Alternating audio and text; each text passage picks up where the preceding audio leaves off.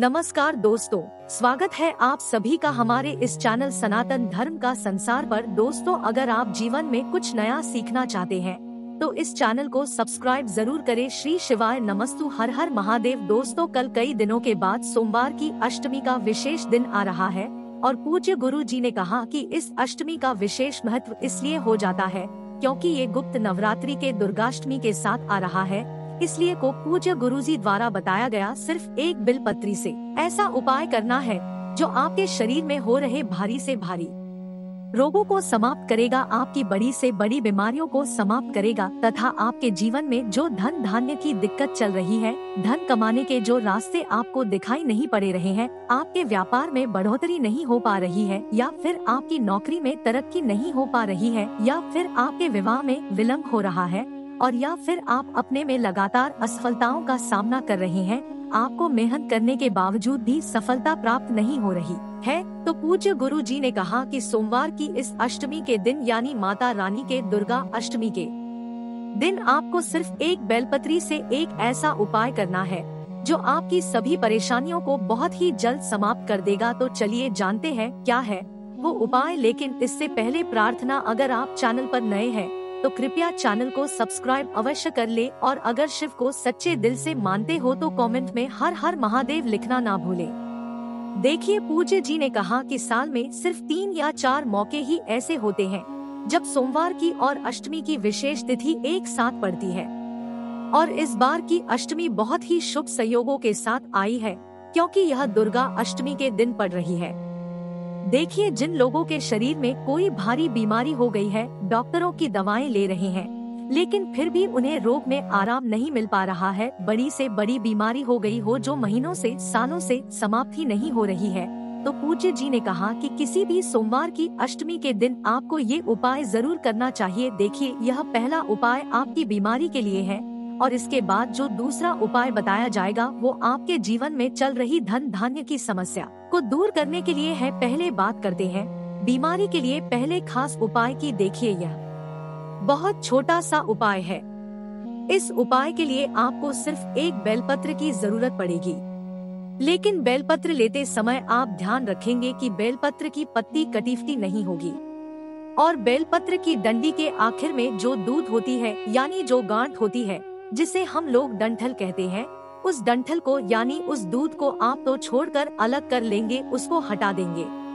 फिर इसी के साथ आपको ले लेना है एक दूरबा। इसके लिए आपको सिर्फ और सिर्फ एक दूरबा की जरूरत पड़ेगी, और साथ ही साथ सबसे आखिर में आपको ले लेना है एक लोटा जल। देखिए, एक लोटा जल आप तांबे के पात्र में ले लेंगे, और जल आप अपने किचन से ही लेंगे। आपके किचन में बाल्टी, मटका, रो या जो भी है वहीं से आपको जल ले लेना है। अब ये तीनों सामग्री लेकर आपको इस सोमवार की अष्टमी के दिन पहुंच जाना है शिवालय। पूज्य गुरु जी की आप पहले कोशिश करेगा कि आप प्रदोष काल में इस उपाय को कर ले, लेकिन अगर प्रदोष काल में आपको टाइम नहीं मिल पाता है तो फिर आप पूरे दिन में किसी भी समय इस उपाय को कर सकते हैं।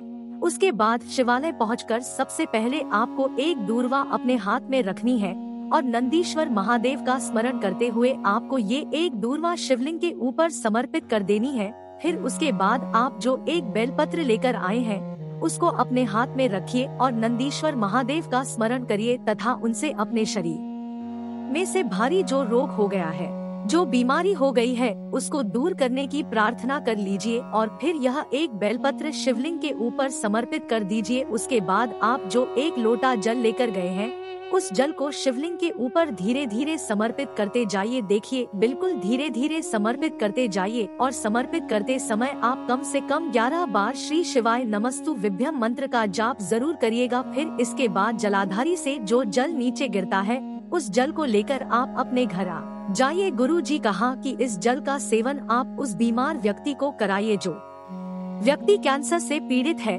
जो व्यक्ति अपनी किडनी की बीमारी से पीड़ित है, जो व्यक्ति अपनी किसी भी पेट की समस्या से परेशान है या जो व्यक्ति अपने शरीर में किसी भी प्रकार की बीमारी से परेशान है, उस व्यक्ति को इस जल का थोड़ा थोड़ा आचमन कुछ दिनों तक कराइए। गुरुजी ने कहा कि इस जल का आप कुछ दिन उस व्यक्ति को सेवन कराइए। महादेव की कृपा से आप देखेंगे कि उस बीमार व्यक्ति की में बहुत जल्द आराम मिलना शुरू हो जाएगा। तो अगर आपके शरीर में, आपके परिवार के किसी सदस्य के शरीर में कोई रोग हो गया है तो आपको ये उपाय जरूर करना चाहिए। अब इसके बाद बात करते हैं गुरुजी द्वारा बताए गए दूसरे खास उपाय की। देखिए, दूसरा उपाय उन लोगों को करना है जिनके पास धन दौलत की बहुत ज्यादा समस्याएं हैं, धन प्राप्ति नहीं हो पा रही है, धन की वजह से उन्हें बहुत सारे कार्यों में सफलता नहीं मिल पा रही, तो उन्हें यह दूसरा उपाय कर लेना है। देखिए, इस उपाय के लिए आपको सिर्फ और सिर्फ 5 बेलपत्र की जरूरत पड़ेगी। अगर आपके पास बेलपत्र नहीं है तो शिवालय में शिवलिंग के ऊपर चढ़ी हुई बेलपत्र को उठाकर जल से शुद्ध करके फिर आप उनका भी इस्तेमाल कर सकते हैं।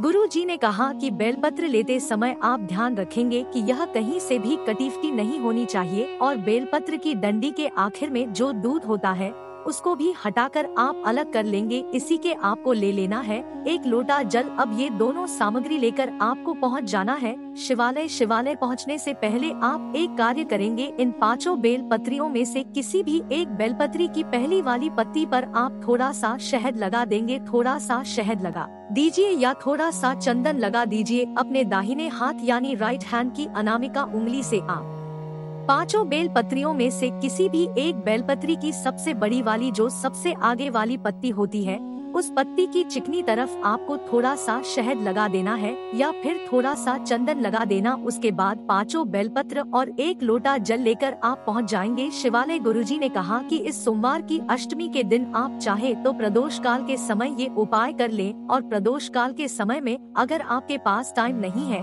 तो पूरे दिन में किसी भी समय कर सकते हैं। देखें, जिनको नौकरी या व्यापार नहीं करना होता है बोलो प्रदोष काल के समय ही उपाय करेंगे, बाकी लोग पूरे दिन में किसी भी समय कर सकते हैं। गुरुजी ने कहा कि यह 5 बेल पत्रिका उपाय आपके जीवन में अष्ट लक्ष्मी की प्राप्ति करवाएगा। एक ऐसी लक्ष्मी की प्राप्ति होगी जो आपके घर में सुख, संपत्ति, शांति लाएगी तथा वो लक्ष्मी आपके घर में कभी भी दुख का माहौल, कभी भी अशांति का माहौल नहीं होने देगी। और जो कार्य धन की वजह से रोका है वे भी सारे कार्य आपके सफल होने लगेंगे। आपको पहुंचकर सबसे पहले आप जो 1 लोटा जल लेकर आए हैं उस जल को आप शिवलिंग के ऊपर धीरे धीरे समर्पित करते जाएंगे और श्री शिवाय नमस्तु मंत्र का लगातार स्मरण करते जाएंगे। उसके बाद सबसे पहले आपने जिस बेल पत्री पर शहद लगाया है या चंदन लगाया है उस बेलपत्र को आप अपने दाहिने हाथ में रख लीजिए और महादेव से अपने जीवन में चल रही परेशानी को दूर करने के लिए, अपने जीवन में जो धन की समस्या चल रही है जिसकी वजह से आपके कार्य नहीं हो पा रहे हैं, उस समस्या को दूर करने के लिए महादेव से प्रार्थना कर और फिर यह पहली बेलपत्र जिसमें आपने शहद या चंदन लगाया है वह बेलपत्र आप शिवलिंग के ऊपर समर्पित कर दीजिए। श्री शिवाय नमस्तुभ्यम मंत्र का स्मरण करते हुए बेलपत्र की डंडी जलाधार की तरफ करते हुए बेलपत्र आपको शिवलिंग में समर्पित कर देना है। फिर उसके बाद बाकी के 4 बेलपत्र आपको शिवलिंग के ऊपर श्री शिवाय नमस्तु विभ्यम मंत्र का स्मरण करते हुए समर्पित कर देना है। गुरुजी ने कहा कि यह बेलपत्र समर्पित करने के बाद आप 1 मिनट या 2 मिनट वहीं शिवालय में बैठकर श्री शिवाय नमस्तु मंत्र का स्मरण करें, फिर वापस अपने घर आ जाइए। गुरुजी कहते हैं कि सोमवार की अष्टमी के दिन इन 5 बेल पत्रियों से किया गया ये उपाय आपके जीवन से कभी भी माता लक्ष्मी की कृपा दूर नहीं होने देगा। दोस्तों, आज के लिए बस इतना ही। मिलते हैं एक और ज्ञानवर्धक वीडियो के साथ। धन्यवाद।